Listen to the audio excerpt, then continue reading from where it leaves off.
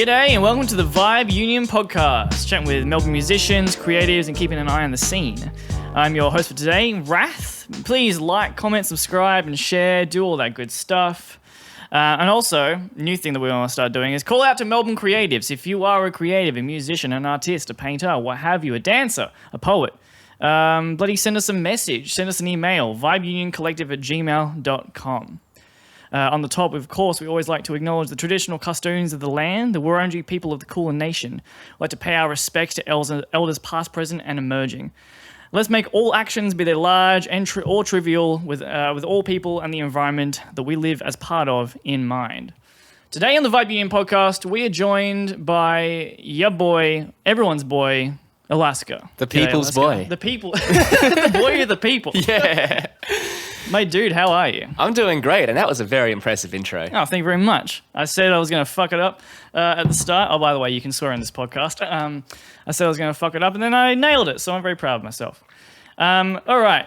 First of all, straight off the bat, your boy Alaska, the reason you're here, the reason you're on is because you've got a special gig coming up, the launch of a new music video. We are. It's called Simp or Pimp, yes. Take it away. Let me know what it's all about. So, I don't know if many of you guys have seen the Dave Chappelle show back in the day, but there was a skit on there called like the greatest moments of pickup history, and it was kind of set out kind of like, you know, the greatest moments of football history or whatever, where they're like, oh, he's this is like a classic play from 1965. He's going in for the bar, he's trying to talk to Amy, but oh, he's too drunk, he whiffs it, and we're trying to we going for that sort of angle where it's like a Japanese game show style vibe. Where it's simp or pimp. The contestants come on, setting is a bar, and they just try to talk to women. And the floor, the game, the show will split the simps from the pimps. Who will prevail? Do you want to give out where you fall in that, or is that to be found out? I'm the host. I'm the host of the show. I see. That's where there's no repercussions on no stakes. Do you think the host of the Iron Chef actually knows how to cook?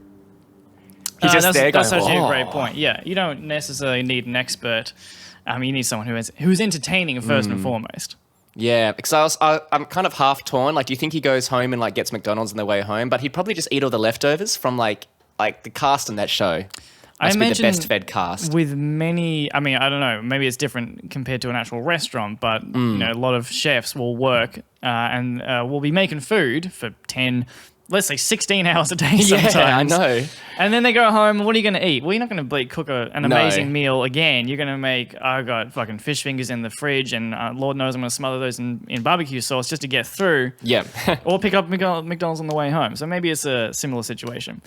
That being said, the guy who hosts those shows probably makes decent bank, so can also just afford food. Yeah, no, I bet. I don't think any of those chefs on that show have actually like worked in a restaurant for about 20, 30 years, you know what I mean? Yeah. They show up for their $1 million paycheck once a week. That'd be sick. Also, the food might be terrible, but we'd never know. We just see the show. And it's always also the weirdest food. Yeah.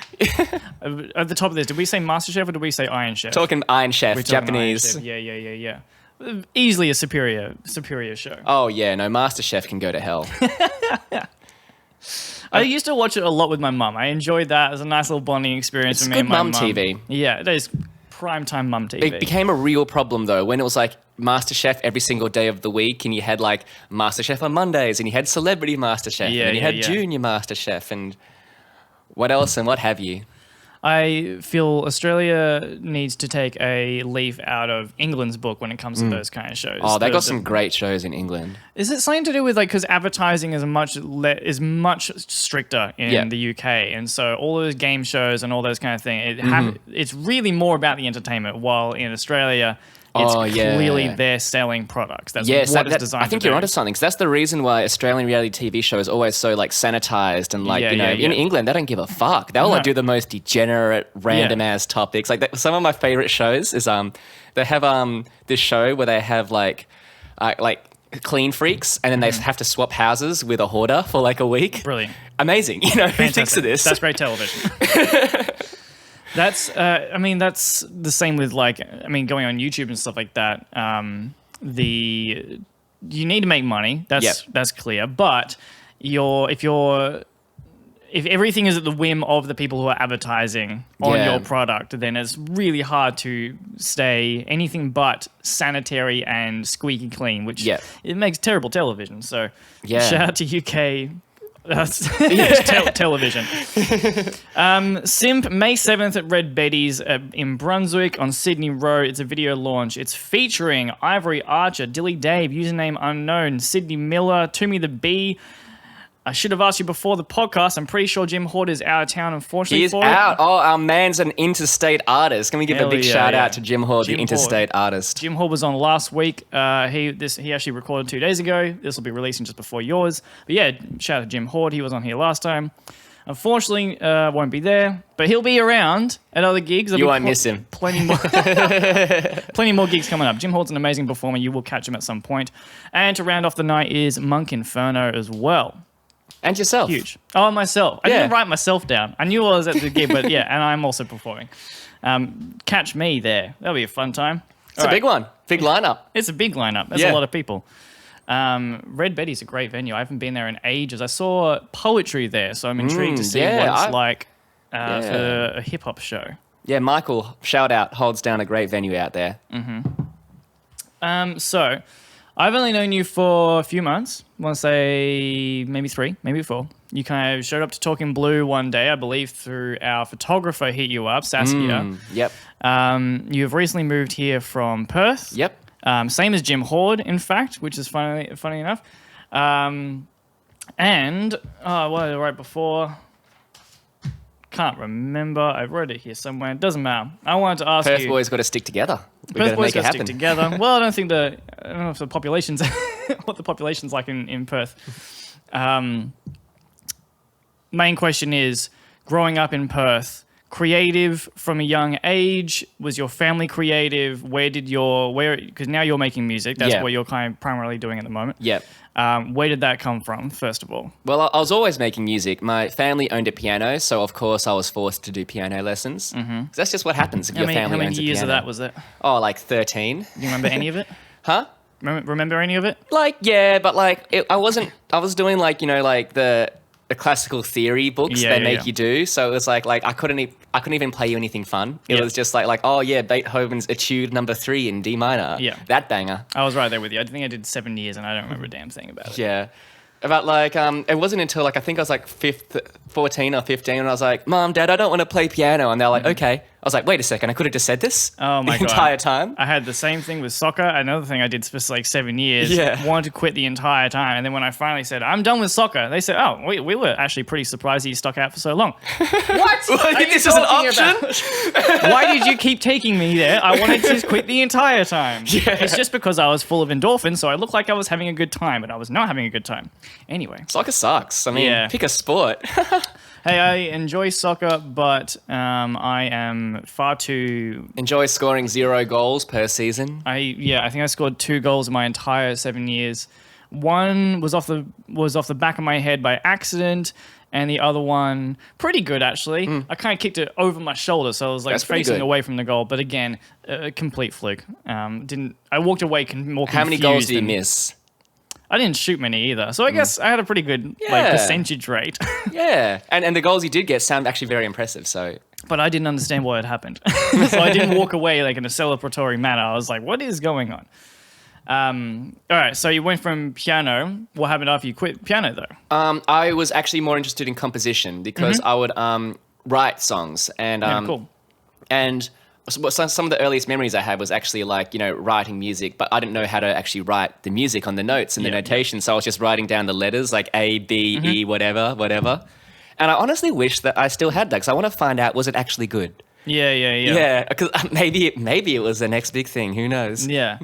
Gone are the. I mean, I really appreciate the days of even like I don't write a single Word document on my computer anymore. It's all Yep. on Google Docs, so I know that stuff's always there. Uh-oh. I don't know. Google wants your data. Google wants your everything. Cloud computing is going to be the death. They can absolutely have my docs. I don't No, I'm mind. going to be. I'm a cloud computing boomer out here. Like we got to bring back personal computing, the way that the gods wanted it. So were your parents players? Did they play the piano as well? No, which is bullshit. I mean, if you want your kids to learn the piano, you should at least set an example. You know what I mean? They're like, oh no, we don't practice, but you go practice. Why So- did they have it? We're talking like a proper upright Yeah, piano. upright piano. Yeah. Why do they have a piano? I think it's just a thing that like people like adults do, where you own something and like owning it is like, you know. As part, it's just decor. Yeah, there was like also an entire set of like plates and forks and knives that, you know, they were never used. Right. Did you have that in your family? Yeah, we had that a little bit. Just in case the Queen comes over, you know, just in Yeah. case. I don't think too bad in ours. I think we were pretty good with it, but definitely when I would go to my grandparents for sure, it was plate and Tupperware Central that I never saw ever used. It's like you know, in those video games where you have like a power up and you're like, I'll save this for when it's really useful, Yeah, and then you complete 100%. the entire game. That's Yeah. like my parents with their piano. It's a big piece of equipment. It's not. Yeah. That's not easy. That's so annoying, especially if you move in houses. And it nothing was worse. my dad's. It was his parents' piano, and it was I think, you know, it's okay, one of these, you know. heirlooms. I guess that's the thing is heirlooms. I guess maybe these younger. I mean, we'll probably both inherit. My brothers inherited my grand's piano, so it does continue on. I but, will like, say the ivory keys, I like it because I guess I learned to play on that piano, which had ivory keys, and they got a different touch to it. It's much lighter to the current keys you have with like the other pianos, and you know, there's something to be said. Yeah. Maybe we should kill more elephants again, make some more pianos. Vibe Union Podcast does not support this opinion in any way, shape, or form. Were your friends creative? Were you making music with your mates in high school? I was pretty much a loner in high school, actually. Yeah, as I think a lot of people are. But Yeah. I think I just really didn't develop many social skills until like after high school, really. But after then, I studied music composition at uni. So Right. yeah, got around it then. However, I wasn't too inspired by the stuff we were doing at uni because, like, first of all, like I'm a big believer that like you can't really learn music in a classroom. You have to just go and do it. So I felt Sure. like a lot of the time there I was actually wasted. And also, it just seemed like the lecturers didn't even give a fuck. Like they'd show up like at like half an hour late to like lectures and whatever. Right. And like, you know, you could like turn in the most bullshit papers and you just get a pass. So it was like basically like, you know, it sounds like, you know, like they were wasting their time, we were wasting our time. And also because it was like classical money. music composition, I was expecting to learn like, you know, like classical theory and stuff, but they were very much about like the experimental stuff. Yes. Which is I fine, know but, there's like- something in this scene. But like, also I think it's just very wanky, you know, the stuff like it wasn't good, but because it was new and experimental, like therefore it was good, even though it sounded like crap. So. 100%. I've encountered a lot of this. My one of my ex-partners was big into the new music scene, but similar vibe of just like, if it's weird, the weirder it gets, the more abstract it gets, then the better it is. However, it seems like they're trying to get away as far away from. This is super broad statements as Yeah. well. Like, there's amazing new music I've encountered. I've seen these performances, and they can be fucking The fantastic. Vibe So Union podcast does in fact support the new music scene. we gotta be on brand. All that talk about no sponsorships, but I do desperately need sponsorship money. So please.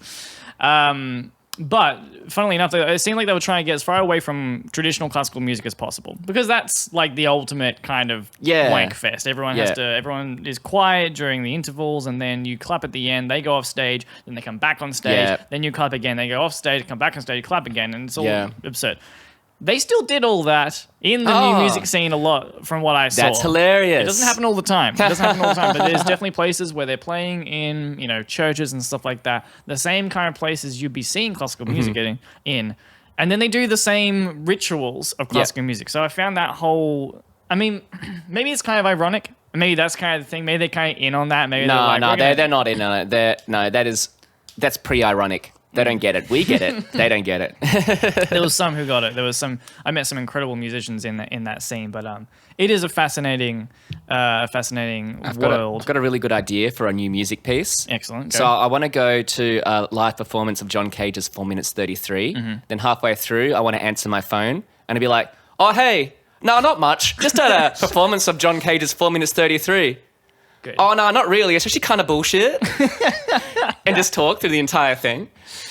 Because if people don't realize that that's actually kind of the point of what the piece was about, because it was meant to be like that. It was meant to like make people angry and make people like be like, what the fuck is going on? And also like to make people like listen to like what was actually going on in the room. Because there'd be people muttering, be like, what the what's he doing? yeah. Then that is the piece. But when everybody is expecting there to be nothing, and then they go and listen to nothing, and they pay hundreds of dollars to listen to nothing, then it defeats the fucking point of the piece to begin with. So by me actually answering a phone call during 4 minutes 33, I am in fact the artist, and they are all the sheep. I found I want the social experiment side of it, and in fact that was what my partner was big on. She was always more into the social experiment side of things, trying to get the audience to react almost negatively to what she was doing, and I was like, that's great. That's entertaining for me. That's really, really fun. Or when there's people who are putting a bit more of a dramatic flair into their performance. So it's new music, but they're really making a show of it. Sometimes there's even drama elements, like little storylines and stuff like that. Yeah. That I can get behind. Some of it's good, just a lot of it is not. I guess that's the same with any genre, though. I think that when it comes to new music, the ratio is probably worse. I would do I would say a hard disagree, because at least a lot of the musicians are trained. I would still prefer to go to a lot of that. But what about like the pieces where it's just like the woodwind guy, he's just like blowing air through his instrument and like, you know, like just like tapping the keys, and that's like the piece. I've seen way too many of those. Yeah, I've seen a lot of those as well. I mean, they're too long. If they were shorter, I'd be like, okay, cool, sweet. But they and also like at least if it's like a rapper who's bad, you know, that's also kind of entertaining in its own way. But like some guy like slapping his keys on the clarinet. Well, less entertaining. That's interesting. Okay, so I guess it's more about the environment, because like the same thing is like if you go and see a terrible comedian. Yeah, that's actually good. That's better. Often when you go to like an open mic night and you see a terrible comedian, you're not going to see the best comedian on the planet at an open mic night, generally speaking, right? So you'll see a pretty good comedian and a really, really bad comedian. They're probably racist, they're probably sexist, and then you and your mates get to go, that's not good. Oh, that's real rough. And that's part of the fun of it. But that's the environment you can do that in. Yeah. And I guess like that when you get into, especially the music that is more centered around academia, schools and stuff like that. So it does have this air of like, no, you shut the fuck up. This is a performance. You need to sit there quietly and not say anything about this. And also when they get off stage, you need to pretend that you liked it. We all pretend that we liked it. But if you're in a pub and someone's doing a bad performance as a rapper or a rock band or what have you, you can go, get the fuck off stage. Or you can, when they walk off stage, you can go straight up to their face and go, that was shit. You shouldn't. I'm not saying anyone should do that. I'm not saying I don't want to encourage that. But I am saying that environment. I'm the opposite. I'm always egg them on. Like, oh yeah, what else? What else? One more. We want one more. Yeah. Do you have any off the top of your head worst performance you've seen in Melbourne so far? Oh, let me think. Actually, so off the top of my head, I can't think of one. So that's a good sign. If anything, I think that the level in Melbourne is much higher than the level in Perth. Okay. And it's, if anything, inspiring. Because, I come here and I'm like, oh shit, I want to be better. Yeah. Is there just more creatives, you think? The scene is. I think that's the larger. case. I think the scene is larger, but it's also like where creative people are drawn to, and then creativity builds off each other. Yeah. I actually have thought of an answer for your question. This is a comedian. Right. And he was doing a bit at Red Betty's, as a matter of fact. Shout out. And if you are listening to this, my friend, first of all, I loved your set. It was amazing. I'm sorry everybody else hated it, but I thought you were great. And so he's doing this bit. He's saying there's this new Disney movie coming out, and apparently he was saying the whole idea of the movie, it's set in China, and it's a Chinese girl, and she's kind of got superpowers, and the superpowers is that she turns into when she's angry, she turns into a big panda or something. Okay. And but she was also she does math and piano and violin and all this. And he was saying isn't this like a really racist stereotype? Could you imagine if this happened to any single other race? And he said, so what if it happened to a Jew? You'd have a guy, and he's a stockbroker, and he's obsessed with money, but when he gets angry, he turns into a giant rat. Yeah. And everyone was oh, And then he was like, oh, I got one more, but it might be too racist. And people don't say it. And I was like, no, you can't not say it. If you said you got one more, you got to finish it. I guess everyone's going to learn in a sense of what's the word? It gets the audience. It brings the audience together, and how much are like, Yeah. oh man, we really. The guy on the stage was like, "Do you really guys like racist jokes?" And everybody except me was like, "No." Oh man, what a way to open. But God damn. so yeah, I should tell you the joke that got the man booed off stage. But Okay. to be honest, it was a bad joke. But it's not that the joke doesn't have potential. It just needs to be workshopped. So that's what I reckon. So he says Okay. or imagine if the movie's about a black guy and he's deadbeat father who sells crack on the street, and when he's angry, he turns into a giant gorilla. And everyone was like, Oh my, what? "No, that's not it, man." Dude, I don't understand what it is about amateur comedians that draws this type of, I don't know.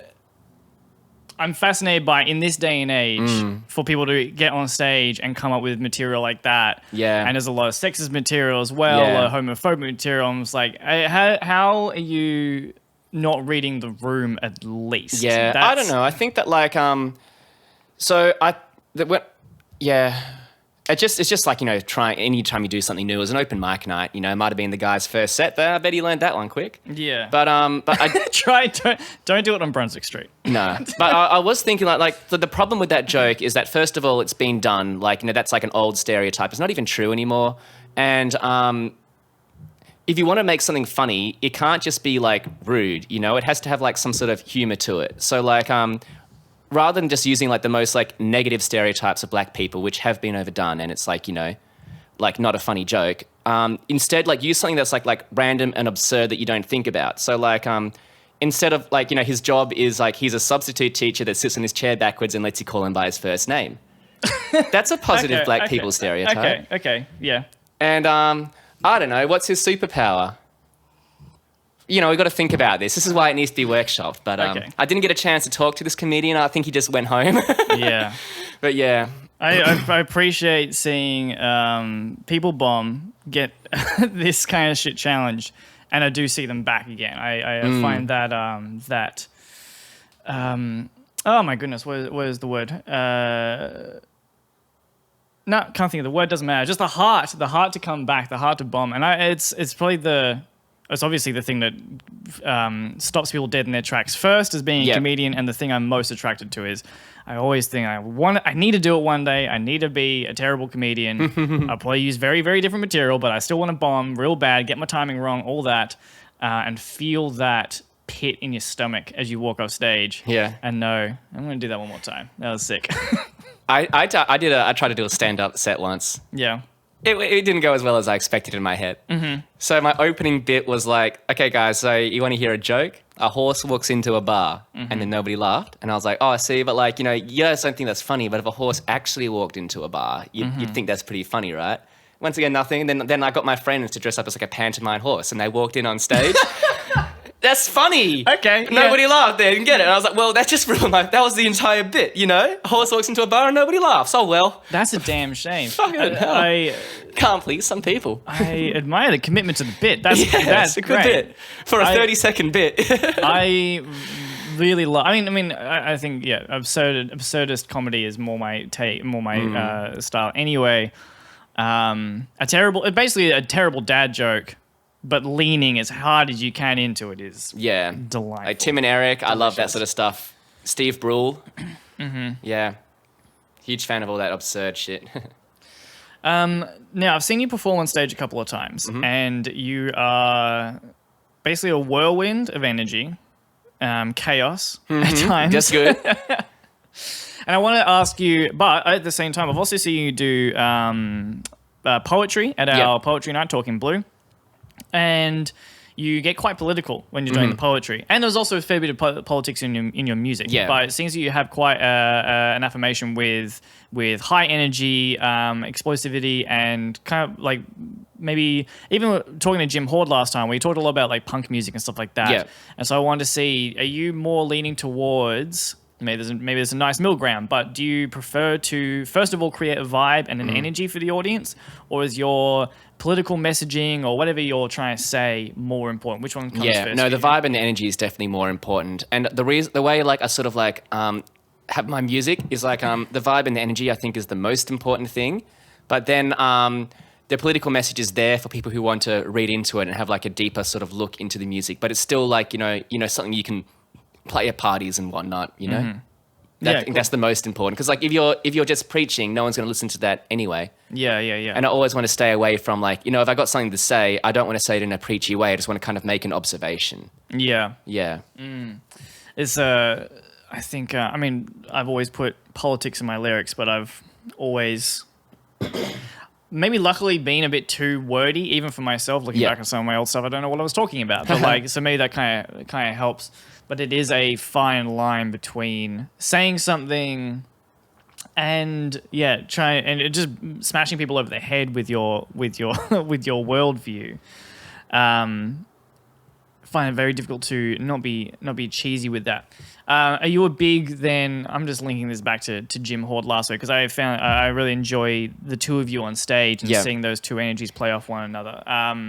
Big fan of like mosh pits. We big fan of like grungy, big fan of dirty, mosh pits. Loud. I'm actually trying to get a metalcore project off the ground. Oh, okay, cool. Yeah, so I just need a guitarist. We got the rest of the band is come together. 'Cause I want to do a trap metalcore crossover. Yeah, right. So yeah, if anyone is a guitarist that's interested in being a trap metal project, then please hit me up. Hell yeah. We're trying to make it happen for a while. So, all right then.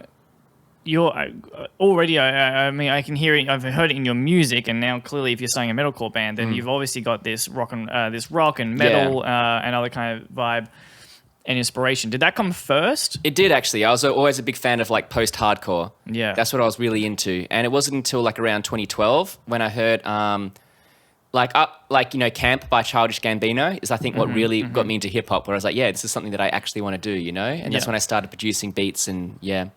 Right, are you producing all of your own beats? Not all of them, no. I compose a lot of my beats and then I work with other people to help, do the rest of the production side, with mixing and mastering. But also I also do rap on other people's beats as well, It's a bit of everything. Yeah.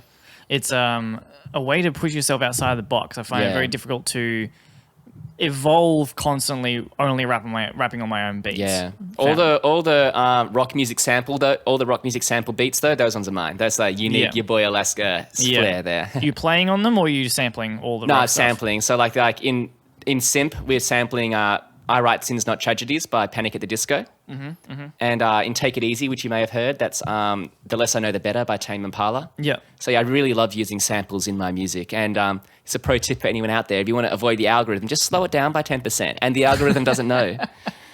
All you got to do. Yeah, if you're not blowing up, then it doesn't really matter. I'm always fascinated, especially amateur. I mean, there's a lot of more sample-based producers who, if you just almost quantity over quality, with enough samples, if you're just making an entire career out of sampling, you can kind of just, I think you can kind of just wing it. I have no legal advice here. No, that's what I'm doing. That's the plan. It's like the Three Stooges syndrome in The Simpsons, where all the samples are trying to get the door at the same time, so they all block each other. So like, if I just use like 10 samples per song, they're going to sue each other, Yeah. There was a great technique on YouTube figured out by Jim Sterling at one point when the automated copyright strikes are happening way too often, still happen way too often. But he figured out that if you use 2 or 3, preferably more, just as many copywritten songs as possible in one video, then basically no one gets the money because they're all vying for control. And he doesn't make any money either. Yeah. Luckily, he's got a bunch of Patreons, so it only works if you're making money on the side. But what's Jim Sterling doing these days? Are we going to get a Jim Sterling tangent? Jim Sterling. I used to watch him back when, like, I don't know, the Jimquisition, the whole Gamergate thing was a thing. Then I just kind of, I don't know. Is he still around? They're still doing stuff. Pretty much same old, but just as good. Yeah. So interesting. You said that you're.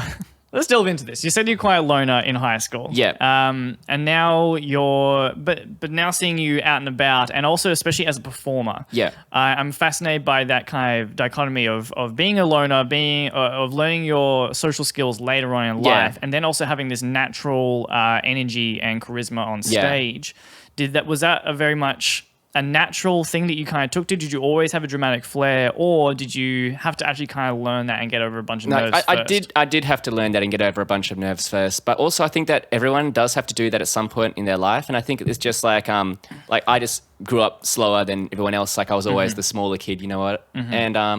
And it's just kind of weird the way that our school system is set up, where like, you know, you just like, you know, put in like, you know, like third grade, and then you go to fourth grade, and then you go to fifth grade, like kind of like a robotic sort of thing without any individuality. So like, it's just like, you know, it just wasn't until like I was about like 16 or 17. Oh, because like in WA, you graduate school in 17. So, Oh, right. so yeah, so like it wasn't until like I was 16 or 17 that I was actually, you know, like kind of ready to come out of my shell and start talking to people and stuff. Yeah. It's a miserable. I mean, yeah, I very much. I had a group. Though I think we probably did more damage to each other emotionally than we did building each other up. Yeah, it'd in be high like school. that. But yeah, I think especially to be a performer, I always struggled. I mean, I was on stage a lot when I was younger, but I always struggled. I think you need to get out into it doesn't matter really if it's. Some people find their feet in school. That's great. Some people, like myself, found it in hospitality. Like that was where I was allowed to have confidence. I think it's that flow state you have to sort of be in hospitality versus high school really promotes to be in your own head and to be socially aware and to be really self-conscious via that issue. So what was kind of the first place then you felt that you started becoming confident once you left school? Yeah. So I think that like it was always in me the entire time. It was just that when you're at school, you have to like consciously suppress that to like, I basically like my strategy was just to like become a no one, become like, you know, invisible, which actually worked like maybe too well. But because like I was, you know, spending all that mental energy just trying to like suppress my personality just to like fit in or whatever. Then as soon as I was out of school and I didn't have to do that anymore, like, you know, I could just do whatever. But it was really like hanging out after school at like, you know, the mall, I was a mall emo. Being in mall emo was where like I kind of like, you know, learned to actually just like talk to people and stuff. And yeah. Interesting. Talking to strangers, to your strangers. Well, like, you know, like I'll just go find the other mall emos and be like, what's up, you know? Yeah, right. Yeah. Fascinating. I can't possibly relate in any way in my experience. It's too old to become a mall emo. Oh, yeah.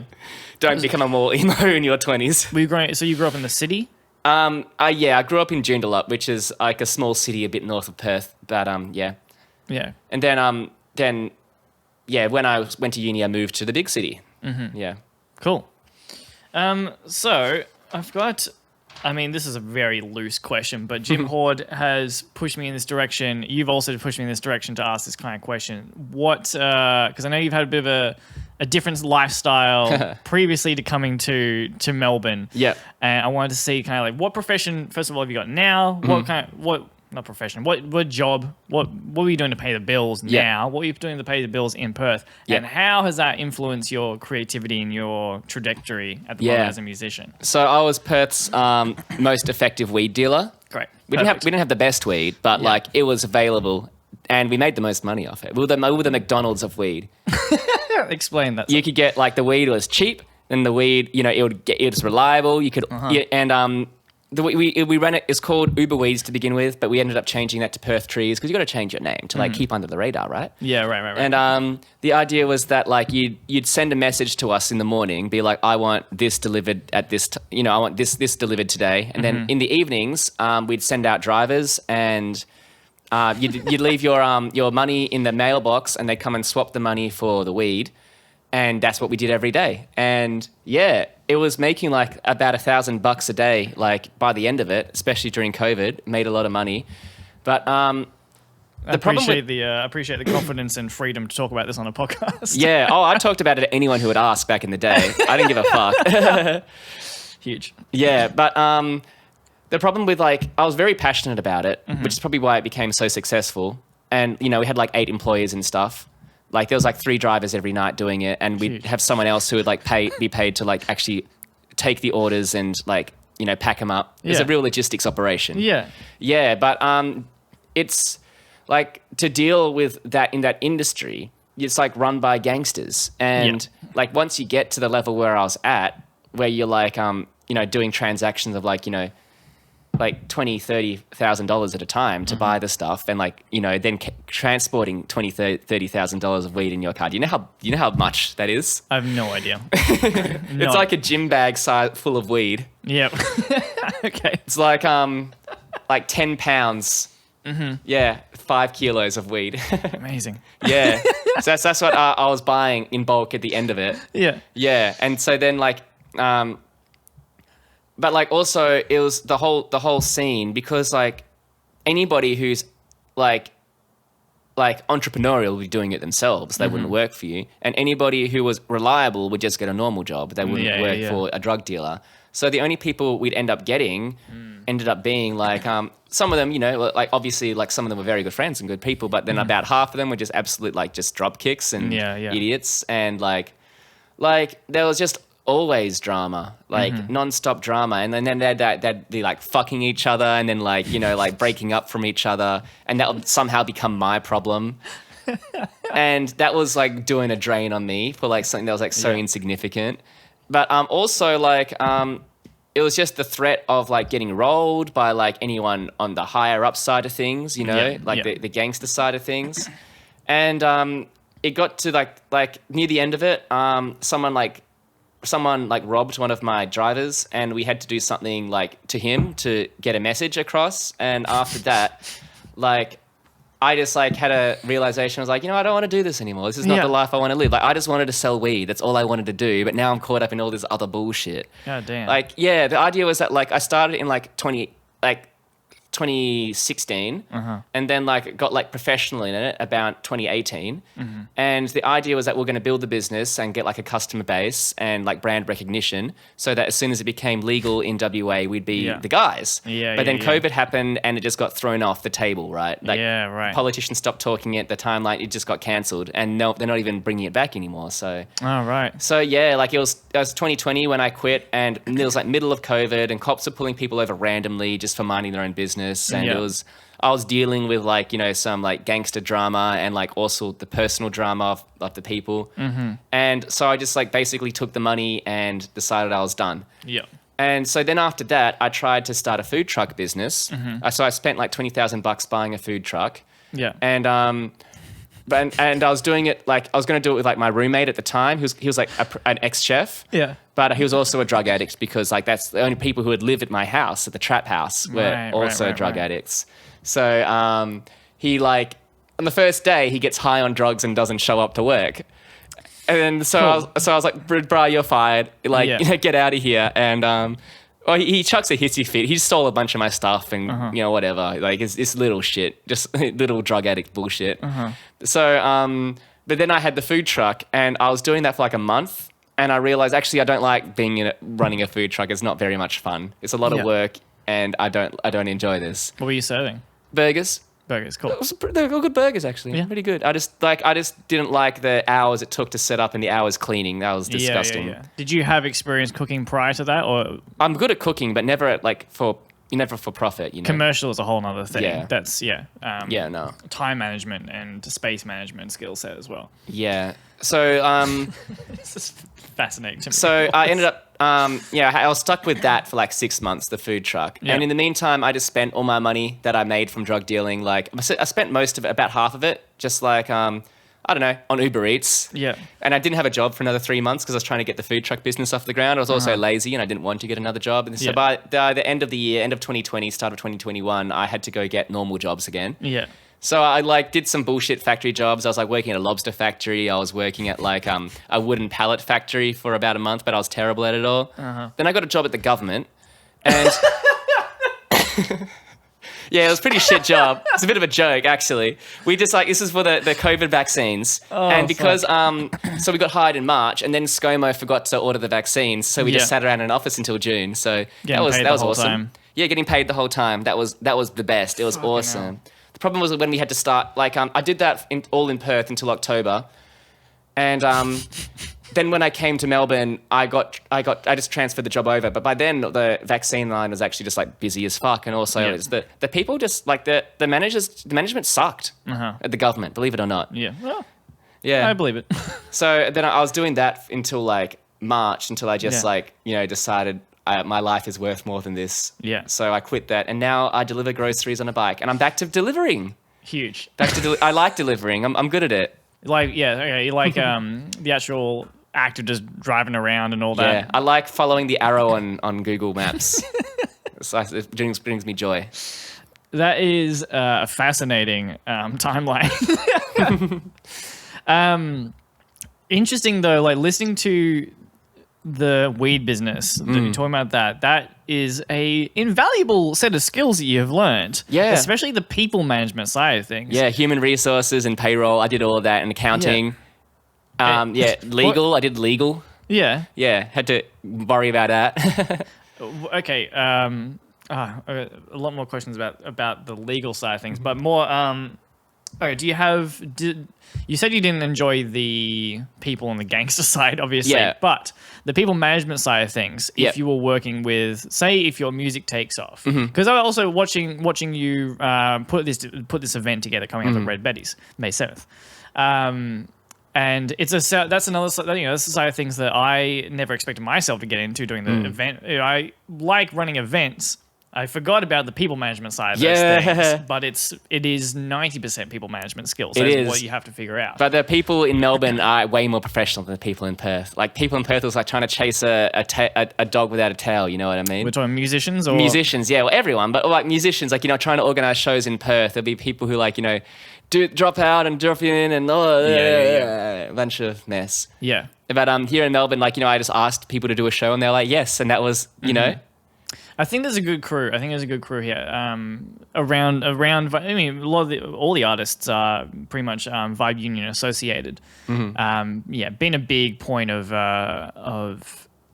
interest for me is finding those people who you need people who you vibe with. Obviously, you need people who are good artists. But man, professionalism is everything. Yeah. If you take a week to respond to if you want a gig or not, you probably won't get that gig. Yeah. That's all there is to it. And you got to show up and you got to promote it. You got to do all the stuff. Do you enjoy now then, if you're working with people that you actually trust and who are professionals, do you enjoy that people management side of things? I do. I didn't enjoy running gigs in Perth, for the reason I told you.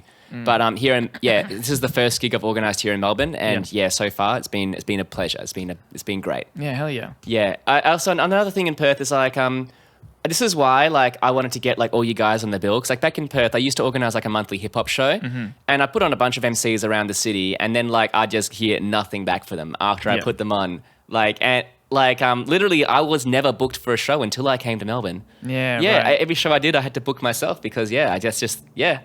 So, but then like I come here and I see people like you and Ivory and putting on these shows for everyone else, and I want to return the favor. And Toomey as well, who put me on his album launch last month. Yeah, that's why I want to get you guys back on the bill to like, show my appreciation. Well, it's all relationship based, and if you're, but it does happen. Yeah, I mean, I think especially for organizers, there's a habit of if you end up running a bunch of events, it's easier to be seen as that's the guy that puts on the events, rather than sometimes. The people who are just like all up in your face about like I'm an artist, put me on, book me, bro, go. Yep. Those people do tend to get gigs as well. What have you learned from going from to try and connect everything to it because I find it fascinating. Yeah. What have you learned then from doing the weed thing to now marketing your music and marketing shows and stuff like that? Weed sells itself, man. True, no marketing needed. Didn't learn anything from that. Do you enjoy the marketing side of music and events? Like not necessarily. Like it's something that like I don't not enjoy it, but it's definitely not like my favorite part of the job. And now that I've like gotten better at it, I do enjoy it more. But like just dealing with like Instagram and Facebook and all these social media websites, it's definitely not fun. And it's a huge strain. Yeah, what I've done my best to do is that like I actually don't spend any time on social media. Like I post my shit and then I get the hell out of there. I like don't look at the timelines. I don't deal with that because and so the disadvantage is that like it means that like people will be like oh, there's this trend, you should jump on this, you should do one of these, and I'm just disconnected from that. But also like I just think that I'd rather be IRL than Yeah. yeah. It's I'm really torn. This has been our main topic with Jim Horde last week because he was talking more about like the TikTok game and how I've started doing some more stuff on there, and I see that he's doing more stuff on there, and it's very much like you can try and sell your music on there. Yeah. But that's not what people are there for. And I think same with Instagram. People I aren't disagree. actually- No, people there's so many people on TikTok that like you'll find your community, you'll find your niche. And there's people who want to go on TikTok and they see like some guy rapping. They're that's lit. That's my shit. Like that's the shit that I like to see on TikTok. okay. So, but like I hear people being me like, oh, you should like do this trend or you should do skits, or you should do that. But it's like I'm not a comedian, you know. Like people see me do skits like. First of all, they'll probably be bad. Second of all, I don't want to do them. Yeah. I'd rather just like do the music, and it might not have the biggest potential audience, but the people who do get are there specifically for that, and that's what I reckon. That's a great counter because last week, we very much got on the, and it even got me in the mindset of like, oh shit, maybe I should start trying to be funny online. I just post my raps on TikTok, and so far it's been. I've only been doing it recently, but so far it's been good. Good growth, good You all get a that, little bit of good hits. engagement. I think that's a good point, and it's I've always kind of been an advocate for this of like people say, you know, you're in this endless ocean of the internet and you need to try desperately to chase these trends and do these things to get you noticed. And I say, no, you need to stop trying to think actually that big. I think you need to think smaller. Find the little niche communities, just like what you've said. Because there is an endless ocean, but there's also more. There's a bigger audience in general than there has ever existed in the history of humanity. Yeah. And now you can actually go out and find very, very little niche pockets of the internet, and that's actually all you need. And in like the 70s and 80s and stuff, like if you liked niche stuff, there was like, you know, because there wasn't that sort of media available, everybody just kind of ended up liking the normal stuff anyway. But now because like there's so much variety on the internet, you find these niche communities. Like the mainstream is like dying, right? Yeah. Like it's all like, you know, the this scene and the that scene that are popping up, the hyperpop scene and the trap metal scene and all this. You know? Hyperpop came out last week. Yeah, cool. I think that's a great place to end it. I got a question. You got a question? Hit me. What do you think of NFTs? Man, I've sold a few. I will say that I've made more money off NFTs than I have making music in the past 10 years. Hell yeah, man. At least you're not buying NFTs. I'm not buying NFTs. Hell yeah, bro. I've also stopped selling because I really struggle with the concept in general. Oh, it's a scam, but you're on the right side of the scam. But like, don't you have to pay like $100 to mint the NFT to begin with? No. On OpenSea, you don't need to. You pay to get on there. But luckily, I had someone invest in that for me, so they just gave me $100 and said, "Yeah, go for it," because they were into the same thing and they had some spare cash. Such a pyramid scheme. I don't hate it if you can find some seriously good use for them. I have seen, you know, like owning a thing in a game, as long as the game is actually good, maybe I can fuck with that. But if you're just selling these JPEGs of pretty low effort art, then I have very little interest. That being said, I've met some amazing artists through it, who do actually amazing work. And they can make some money doing it, and that's really cool. I see people on Twitter, and they're like, I want to add to my collections, like, send me your NFTs. And it's like, bro, what's your angle? You know, what are you doing here? That's probably the part that I hate the most is I see artists make some money. I see people get scammed, but then again, you know... Oh, shit, I could just pretend to do that, and I'll get a bunch of followers. Yeah, if you're scammed by that kind of stuff, I'm not saying you deserve to get scammed, but, you know, whatever. I am. The part that frustrates me the most is the speech, is the talk around it, is all this. It's just so incredibly fake. It's fake. And I love all artists. I love supporting artists. They're talking about like supporting artists, getting artists. Finally, we're going to get artists paid, but it just doesn't seem real. There are fake real internet money. There are real people. There are real people supporting. There is real money. There's real artists out there, but generally speaking, the landscape weirds me out. So the Vibe Union podcast does not support NFTs. We at Vibe Union apparently take no hard stances on anything. Nah, man, fuck NFTs. I don't really give a shit. Fuck NFTs. You heard it here first.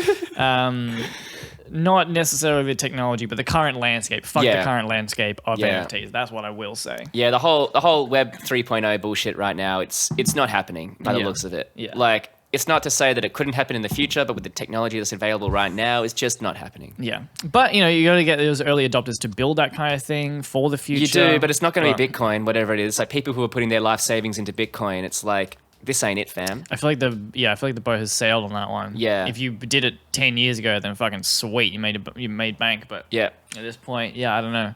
I think I got like $80 in crypto, and it's all gone down the drain anyway. What can you do? Yesterday, Yeah. I'm into trading stocks. Yeah. Like real assets. Yeah, sure. Okay. And yesterday, I was like Netflix is going to report their earnings, and I was like, it's going to be awful. It's going to be dreadful. Like this company has been going downhill all the entire time. Like it's going to be disgusting. Yeah. So I tried to sell some Netflix. And then I was correct, actually. Netflix actually went down 25% in one day. 37%. So you'd think I'd make a lot of money, didn't you? But I didn't know how to use the trading platform, so I accidentally bought Netflix. So I actually just lost a bunch of money, even though I was right about the direction. What can you do, hey? That's so good. Yeah. That's so funny. I'm sorry for your loss. It's not the most amount of money I've done by doing something stupid. That's so good, though. Well, good call, because they tanked it. Yeah. I'm very unimpressed by the company at the moment. Yeah. This is At my work, they were like, because I work for one of these bullshit startups that don't actually make any money. Yeah. And that the guy was saying it's just but it's like Netflix, you see, like they spend a lot of money to get a lot of customers, and then they make money in the future. And I was like, bro, have you like Googled Netflix, today? Yeah. And that's like every other company, and how for every Netflix, every Twitter, every Facebook, there is thousands of companies that have fallen through. Yeah. I hate that talk. I hate that I hate that fake talk around all this kind of stuff. It feels very similar Infinite to growth. NFTs. Yeah. Fuck capitalism. I will stand by that. My mate made a discovery the other day. Taxi license plates are actually analog NFTs. Do you know how they work? No. So, taxi license plates are they're a security separate to the taxi itself. And to drive a taxi and to be involved in the taxi business, you need to have a taxi license plate. And there's like a SPET number that are minted every year by the government, whatever. These are the taxi license plates, and they can be bought and sold among the people. But so a lot of them were bought up in the 80s by the independent taxi drivers. But then a lot of the billionaires started investing into these taxi license plates. Oh, God. So the price of these plates went up and up and up to the point where it was actually impossible for an independent taxi owner to actually afford one of these plates. So these people then started renting out these plates to the taxi drivers.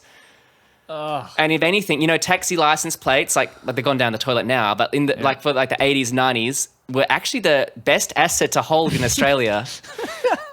They appreciated thousands of %. That's what NFTs get you. So if you like people out here, Web 3.0, the future, we already had it. It was the taxi industry. Do you want that? It's just gambling. Yeah, It's just gambling. But gambling. But then if you need an NFT to actually operate online, your NFT is your identity, whatever. You need an NFT to log into Facebook. You need an NFT to go to a job interview. This is what's going to happen. They are going to be bought up because they're a deflationary asset. They're always going to get more expensive. They're going to be bought up by the richer people, and then they're just going to ride that. And then the working class people who this is supposed to support are the ones who are going to end up paying. It's just a new way to extort money. Yeah. So fuck NFTs. So nothing's changed. Yeah, nothing's changed. It's just a new way. It's just a new way to do this now. Yeah, there needs to be much bigger. Yeah, like almost with anything in society, there needs to be fundamental change from the ground up, not from the top down. Yep. This has been the Vibe Union podcast. Hope you've had a bloody good time. Thanks for having me. Alaska, thank you for coming on. Yeah, May 7, Red Betty, Simple Yeah. Pimp music video. This is going to be the wildest video you've ever seen. Guarantee it. The link is in description. Come see it. Yeah. He is Subscribe to my YouTube. That's a whack your boy character Alaska. on podcast. He's a whack character on stage. Your boy Alaska is someone to check out. I've been Wrath. Like, comment, subscribe, share, do all that good stuff. Seriously, comments and likes and especially shares help so much. Help this guy out. Come support Wrath at Vibe Union, the Vibe Union podcast. Help Vibe Union, for the love of God. And again, call out to any creatives in the Melbourne scene. You can be of any medium, any genre, what have you. If you want to be on this podcast, just email us at vibeunioncollective@gmail.com. Check out vibeunion.com.au for all of our events, all episodes of this podcast. We've got videos on there. We've got the galleries. We've got all kinds of stuff. Check us out. That's it. Thank you, Sixpence, for this track. Here we go. Bam.